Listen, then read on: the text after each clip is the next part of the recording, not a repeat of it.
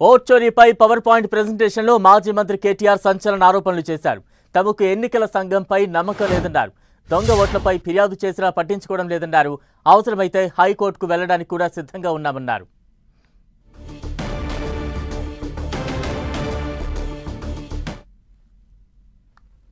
ఎన్నికల కమిషన్ని 1 ఇంత స్పష్టంగా ఆధారాలతో సహా మీ మొహాన కొట్టి నిన్న మేము అడిగాం, యాక్షన్ తీసుకోండి అని అడిగి 24 గంటలైంది.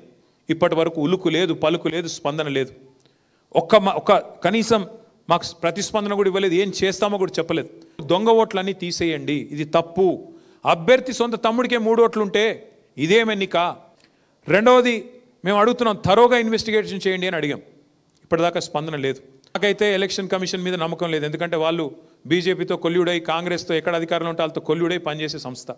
కాబట్టి మరి ఇంకా గత్యంతరం లేదంటే కోర్టుకు పోతాం. రేపు కోర్టులో కూడా పోరాటం చేస్తాం. ఇన్ని ఆధారాలు ఉన్నాయి, స్పష్టమైన ఆధారాలు ఉన్నాయి. ఇవన్నీ ప్రజల ముందు పెడుతున్నాం, మీడియా ముందు పెడుతున్నాం. మీరు కూడా ఆలోచించాలని కోరుతున్నాం.